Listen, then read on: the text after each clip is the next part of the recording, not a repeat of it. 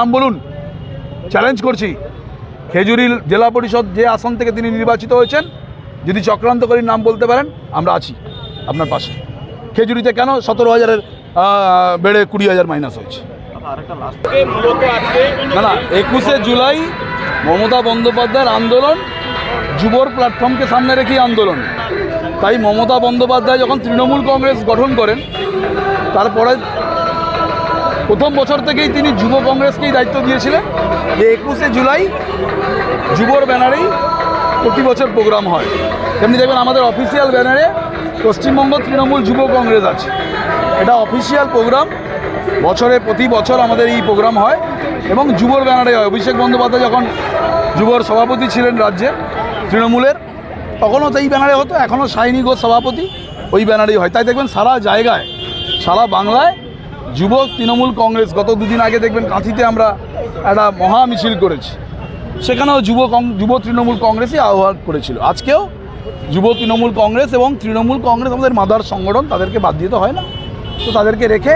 আর রামনগরে এই ধরনের কোনোদিন এই বিভেদ নেই। আমরা সমস্ত শাখা সংগঠন এক হয়ে, এখানে মহিলা থেকে, এখানে আইএনটিটিউসি থেকে, এখানে মাদার সংগঠন থেকে, যুব সংগঠন সবাই এক হয়ে কাজ করছে। আপনারা দেখা যাচ্ছিল বক্তব্য যেটা রাখছিলেন, একটা ক্ষোভ উঠে আসছে, যেখানে বলছে যুবনেত্রী সায়নী ব্যানার্জিকে না জানিয়ে, এবং গতকাল একটা পাল্টা মিছিলেরও ডাক দেওয়া হয়েছে। না, সায়নী ঘোষকে নয়, যেহেতু এটা আমাদের দলের একটা পলিসি যে আপনি যদি জেলার, আমি যেমন কি সায়নী ঘোষের নেতৃত্বে আছি, তিনি আমার সভাপতি, তাহলে আমি যদি কোনো জেলায় প্রোগ্রাম করতে হয় আমাকে সায়নী ঘোষকে ইনফর্ম করতে হবে যে আমি জেলার ব্যানারে একটা এই কর্মসূচি নিচ্ছি।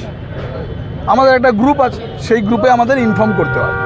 আবার আমার নিচে যারা ব্লক সভাপতি আছেন, তারা যদি কোথাও প্রোগ্রাম করেন, প্রোগ্রাম সবাই, দল সবার প্রোগ্রাম আপনি করতেই পারেন, কিন্তু জেলা সভাপতি হিসাবে যদি আমি সেই প্রোগ্রাম সম্বন্ধে না জানি, কালকে যদি আপনার প্রোগ্রামে কোনো ক্ষয়ক্ষতি হয়, কোনো অশান্তি হয়, তাহলে তার দায় কি তৃণমূল যুব কংগ্রেসের সভাপতির বর্তাবে না? জেলা সভাপতির নাম উল্লেখ থাকছে এবং সেখানে যুবনেত্রী আসতেই পারেন। দেখুন, জেলা সভাপতি, সম্পাদকের সভাপতির নাম থাকছে না, আসতেই পারেন, জেলা সভাপতি নিশ্চিতভাবে আসতেই পারেন, কিন্তু যে ব্যানারে প্রোগ্রাম হবে তার জেলা সভাপতির নাম নেই। তো স্বাভাবিক কারণে এটা আমি রাজ্য নেতৃত্বকে জানিয়েছি। ঔদ্ধত্য যারা দেখাচ্ছেন, দেখুন আজকে এখানে দেখলেন তৃণমূল যুব কংগ্রেসের সমস্ত অঞ্চল সভাপতিরা রামনগর 1 নম্বর ব্লকের আছে, রামনগর 2 নম্বর ব্লকের সভাপতি আছেন। যিনি প্রোগ্রাম ডেকেছেন তাকে নির্বাচনের আগে এই পদ থেকে অব্যাহতি দেওয়া হয়েছে, 3 জন কনভেনার করে দেওয়া হয়েছে। অতএব এইভাবে অপব্যবহার করা যাবে না। এটা আমি আজকে চিঠি দিয়ে আমি ওনাকে জানিয়ে দিয়েছি যে তুমি যদি তৃণমূল যুব কংগ্রেস চালা, আপনি অন্য ব্যানারে করুন। যেখানে জেলার সভাপতি আসছে তো জেলার ব্যানারে করো, সোশ্যাল মিডিয়ায় পোস্ট করা হচ্ছে। যেখানে জেলার সভাপতি আসছে, না আমাদের মাদার সংগঠনের জেলা সভাপতি, তো তৃণমূল কংগ্রেস ব্যবহার করতে কি অসুবিধা আছে? তৃণমূলের 2 জন ব্লক সভাপতি, তারা জানেন না রামনগরে মিটিং হবে। এগুলো না করে আমি জেলা সভাপতি যিনি আছেন তাকে বলবো, তাকে পটাশপুরে নিজের বুথটা হেরেছে সেটা দেখুন। গতকাল তাহলে কি পাল্টা না, আমি গতকালের আগামীকালের সভা নিয়ে কিছু বলবো না। দেখুন, তৃণমূল কংগ্রেস লড়াই আন্দোলন সবাই করতে পারেন, কিন্তু দেখতে হবে যে 21শে যখন মমতা বন্দ্যোপাধ্যায়কে মুখ্যমন্ত্রী করার জন্য, বাংলায় মুখ্যমন্ত্রী থেকে সরিয়ে দেওয়ার জন্য একটা বাংলা জুড়ে চক্রান্ত চলেছিল, সেই চক্রান্ত নায়ক যদি শুভেন্দু অধিকারী হয়, এখানে অনেক যারা আগামীকালের মিছিলে দেখবেন সামনের সারিতে হাঁটবে, তারা বোম আর আবিরটা মজুদ রেখেছিল দোকানের ভেতর, যে এখানে তৃণমূলের সরকার হারবে, মমতা ব্যানার্জি হারবে, অখিলগিরি হারবে, বোম ফাটাবো, আবির খেলবো। তারাই তৃণমূলের সামনের সারিতে কালকে মিছিলে হাঁটবে। এটাতেই প্রতিবাদ, এটাতেই অবজেকশন যে তৃণমূল কংগ্রেসের যারা, আজকে দেখুন তিনি মন্ত্রীমশাই বলছিলেন, আমার কাছে আমি আপনাদের প্রমাণ দিতে পারি যে একটা দল তৃণমূল কংগ্রেস, তার একটা সিস্টেম আছে, সেই সিস্টেমে আপনি সবাইকে আজকে আপনি পদ দিয়েছেন। পদকে দিয়েছে মমতা বন্দ্যোপাধ্যায়। এই দলের সর্বশেষ কথা কে বলবেন? মমতা বন্দ্যোপাধ্যায়। এটা দেখুন, এটা হচ্ছে election form 18, appointment of counting agent. কার? অতসী পণ্ডা। কে? বিদেশ বসু মাইতি, নির্দল প্রার্থী, উনি বিক্ষুব্ধ বিজেপি প্রার্থী হয়েছিলেন। সেখানে কাকে দেওয়া হয়েছে? বিশ্বরঞ্জন মিশ্র, তৃণমূল কংগ্রেসের জেলার তিনি জেনারেল সেক্রেটারি, তিনি নাকি বিদেশ বসুর কাউন্টিং এজেন্ট। কে দিয়েছিলেন? এটা আমাদের দল থেকে দিয়েছে। তাহলে দলের মধ্যে কি গদ্দারি করা হয়েছে? যারা তৃণমূলের তৃণমূলের কাউন্টিং এজেন্ট বসেছিলেন। তারা 21-এর নির্বাচনের বিজেপি, 23-এর নির্বাচনের তারা গদ্দার। পঞ্চায়েত নির্বাচনে যে পঞ্চায়েত হেরেছে, আমাদের হারিয়ে দেওয়া হয়েছে, সেই পঞ্চায়েতে যারা নির্দল বিজেপি করেছিল তারা তৃণমূলের কাউন্টিং এজেন্ট। আর কে? তৃণমূলের জেলার সাধারণ সম্পাদক বিক্ষুব্ধ বিজেপির, তাকে বসানো হয়েছিল। কে? বিদ্যুৎ কর আমাদের একজন অঞ্চলের দায়িত্বে আছেন, বিশ্বজিৎ সরকার আমাদের অঞ্চলের দায়িত্বে আছেন, স্বপন জানা আমাদের অঞ্চলের দায়িত্বে আছেন, কেদারনাথ গিরি আমাদের অঞ্চলের দায়িত্বে আছেন। এরা কারা? এরা হচ্ছেন তৃণমূলের পরিচিত মুখ, পরিচিত নাম।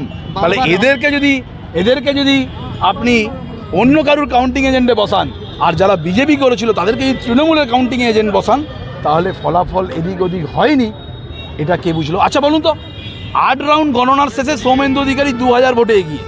টোটাল রাউন্ড গণনা হয়েছে কত? 16 রাউন্ড। আপনি 8 রাউন্ডের ট্রেন্ড বুঝলেন মাত্র 2000, আর আউট রাউন্ডে 45,000। গভীর চক্রান্ত করে আমাদের সিটকে আনানো হয়েছে। মন্ত্রী যে অভিযোগ করলেন যে নেতাদের পকেট থেকে টাকা দেওয়া হয়েছে, তারা টাকা নিয়েছে, টাকা হ্যাঁ, সেগুলো আমরা আস্তে আস্তে করে তৈরি করছি। এটা 21-এর নির্বাচনে হয়েছে, 21-এর নির্বাচনে হয়েছে, 2006-এর নির্বাচনেও রামনগরে হয়েছিল, আমরা জানি তো, প্রত্যক্ষ করেছি। নির্বাচনের ফলাফলের পর বারবার রামনগরকে কেনই বা টার্গেট করা হচ্ছে? হ্যাঁ, নিশ্চিতভাবে। আমি তো তাই বলছি যে আজকে 6টা বিধানসভায় আমরা পরাজিত হয়েছি। আমরা বিধানসভার নিরিখে 30,000-এ পিছিয়ে ছিলাম এই লোকসভা, সেখানে 47,000 গিয়ে দাঁড়িয়েছে। একদিনও জেলার মিটিং হয়নি। কেন হয়নি? কেন হয়নি? এই সৎসাহস তাকে জেলার মিটিং ডাকুন, আমরা জানতে চাই। কেন আমাদের প্রার্থী অবজারভার ছিলেন কাউন্টিংয়ের, তিনি 3:30টার সময় কেন কাউন্টিং হলে ঢুকেছেন? সকাল থেকে কোথায় ছিলেন? 7:30 থেকে জানতে চাই। তৃণমূলের একজন কর্মী হিসাবে জানতে চাই। আমার প্রশ্ন, আমি বলছি কার সঙ্গে কথা ছিল? একজন প্রার্থীর একমাত্র অধিকার আছে এক টেবিল থেকে এক টেবিল যাওয়ার, আর কারুর নেই। ইলেকশন এজেন্ট আর প্রার্থী কেন 3:30টার সময়? কোন প্রার্থী বলতে পারবেন 42টা কেন্দ্রের অভিষেক বন্দ্যোপাধ্যায় বাদ দিয়ে কোন প্রার্থী কাউন্টিং হলে ছিলেন না? সুদীপ বন্দ্যোপাধ্যায়ের মতো সিনিয়র লিডার।